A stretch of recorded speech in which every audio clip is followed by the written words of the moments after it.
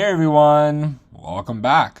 In this video, we've got yet another question to answer, and that question is, if people judged others in the Bible, why can't we do the same now?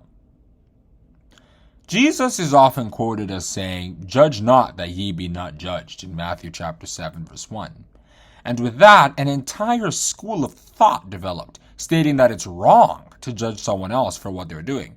If you do judge someone, you're labeled as judgmental, and that word tends to have a negative connotation. But in the Bible, we see many people judging their fellow man. I mean, in 2 Kings chapter 5, verses 20 to 27, Elisha literally cursed his servant Gehazi with leprosy. That was serious judgment. Paul cursed Elymas the sorcerer in Acts chapter 13, verses 10 and 11, and he became blind. And how can I forget Jesus, the person we often quote as saying we shouldn't judge? He went ahead to rain many curses on the Pharisees in Matthew chapter 23, verses 13 to 39. So how do we reconcile these two things? I mean, I know many of us believe in the Bible and its teachings. So if people judged others in the Bible, what is making it unacceptable now? So people make the argument that God Almighty is supposed to be the judge and not us, based on verses like Psalm 50 verse 6 and Psalm 75 verse 7 that kind of emphasize God as being the judge.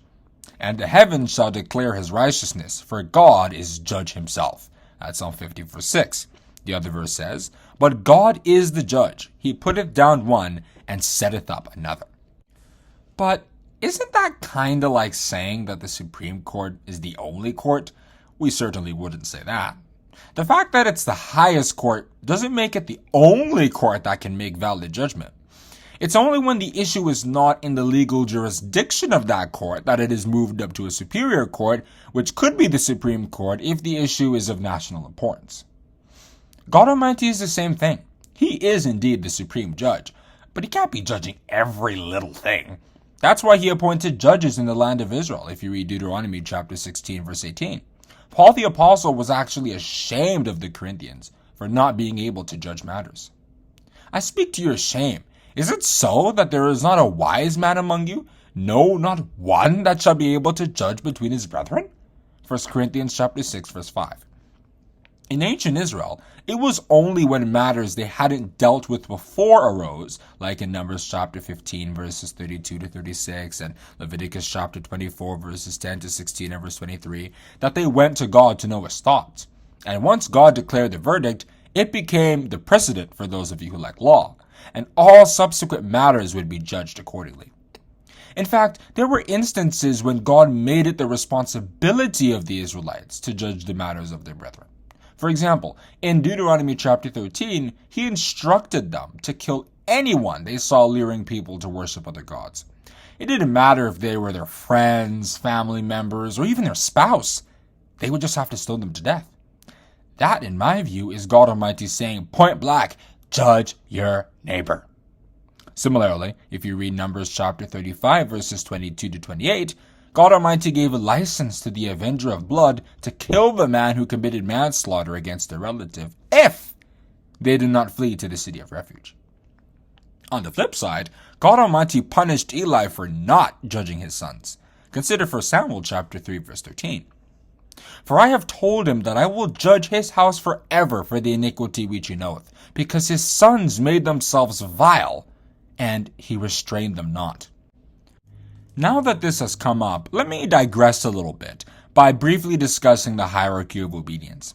This is basically who should obey who. Paul described the hierarchy in 1 Corinthians chapter 11, verse 3. And based on what we just looked at, those who are on top are supposed to judge those who are under. But I would have you know that the head of every man is Christ, and the head of the woman is the man, and the head of Christ is God. Parents too are supposed to judge their children, and Eli was punished because he refused to do his job. So, based on all this, it's for us to judge. Do we take Christ's statement, "Judge not that ye be not judged," and just run with that?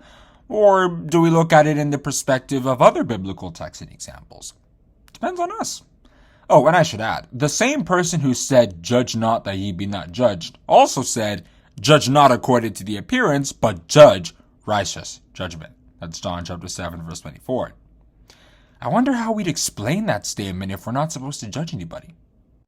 Plus, if we look at what Jesus said in Matthew chapter 7 verses 2 to 5, we might be able to see that he meant something completely different in verse 1 than what it's often interpreted to. In that text, Jesus said, "For with what judgment ye judge, ye shall be judged, and with what measure ye mete, it shall be measured to you again. And why beholdest thou the mote that is in thy brother's eye, but considerest not the beam that is in thine own eye? Or how wilt thou say to thy brother, Let me pull out the mote out of thine eye, and behold, a beam is in thine own eye? Thou hypocrite, first cast out the beam out of thine own eye, and then thou shalt see clearly to cast out the mote out of thy brother's eye." So was Jesus really saying we shouldn't judge? Or was he saying that we should judge, provided that we're not hypocrites in the process? And let me say just one more thing. Even if we quote Matthew chapter 7 verse 1, don't we judge people from time to time? When we watch news and see people do bad things, don't we criticize them? When we see injustice take place, don't we despise it? And when judges sentence people to years in jail, do we wish they were let free to harm more people?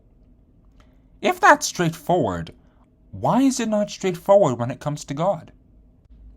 So I think I'll just leave you guys with that. If you enjoyed this video and liked the way I answered this question, then I'd appreciate it if you click the like button and also the subscribe button. And if you want to be notified when we come back with another Q&A just like this, you can click the notification bell.